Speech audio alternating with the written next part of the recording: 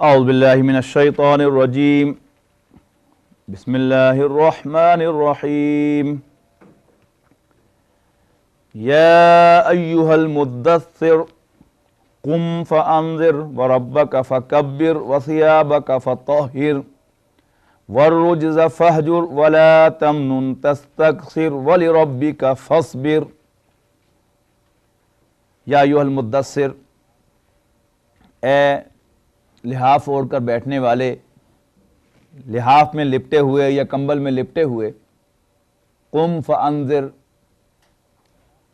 کھڑے ہو جاؤ پس خبردار کرو، وربک فکبر، اور اپنے رب کو بڑا کرو۔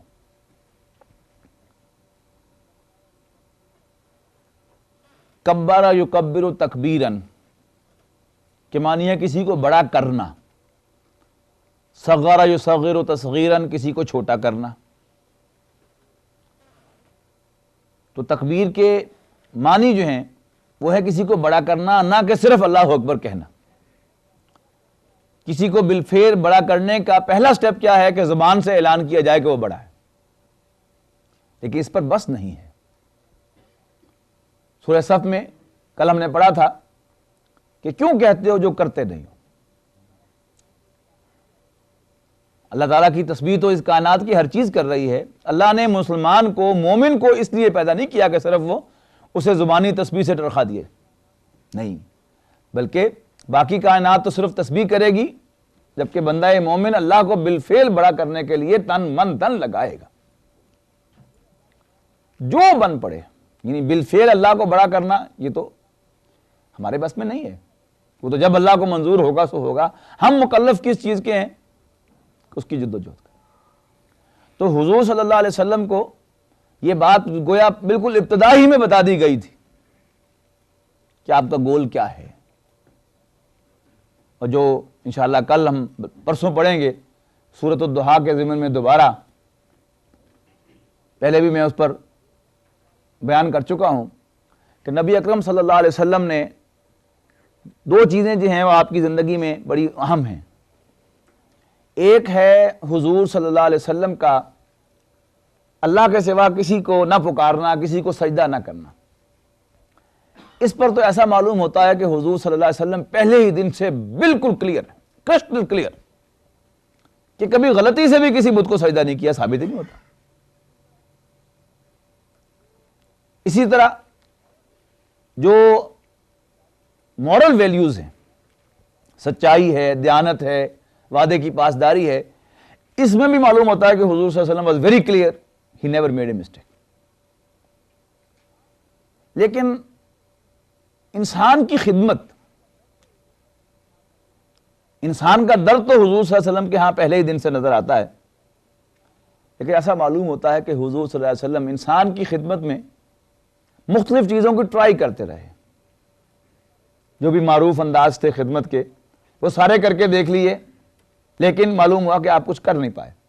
اس ایک بہت ذہین انسان تھے، ذہین ترین انسان تھے، ایک ذہین انسان ہی نہیں، ذہین ترین انسان تھے۔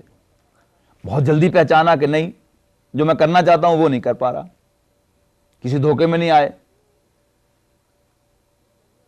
تو میرا تجزیہ تو یہ ہے کہ وہ نبی اکرم صلی اللہ علیہ وسلم جو غار حرا میں تشریف لے گئے تھے، وہ بھی اسی غور و فکر کے لیے گئے تھے کہ میں انسان کی خدمت کیسے کروں، میں انسان کو انسان کے ظلم سے کیسے نجات دلاؤں۔ اور اسی کا جواب تھا کہ یہ کام جو ہے یہ ایسے نہیں ہوں گے جیسے آپ کرنا چاہتے ہیں۔ بھوکے کو کھانا کھلانے سے یا ننگوں کو کپڑا پہنانے سے، بے روزگاروں کو روزگار فراہم کرنے سے بات نہیں بنے گی، اور نہ کچھ ظالموں کو مارنے سے بات بنے گی، اور نہ غرباء اوپریسڈ جو لوگ ہیں، مستضعفین، ان کی کوئی یونین بنانے سے اور ان کو اکٹھا کر کے باطل کے خلاف، ان کے ظالموں کے خلاف لڑانے سے کوئی بات بنے گی نہیں، بلکہ یہ بات بنے گی صرف ایک ہی ذریعے سے کہ آپ اللہ کو بڑا کریں۔ اللہ کو بڑا کرنے کے لیے پہلی بات کیا ہے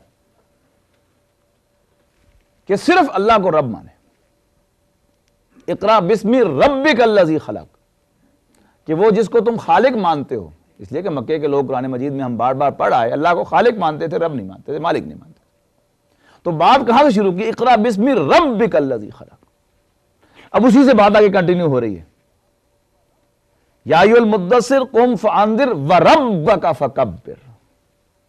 پہلے تو انٹروڈکشن کروا دیا کہ مالک وہ ہے، اب اس مالک کو بڑا کرو۔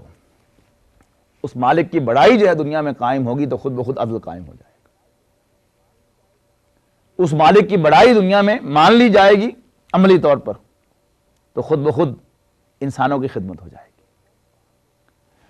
تو یا ایھا المدثر قم فانذر، اے مدثر کھڑے ہو جاؤ، بس خبردار کرو، وربک فکبر، اور اپنے رب کو بڑا کرو، وثیابک فطہر،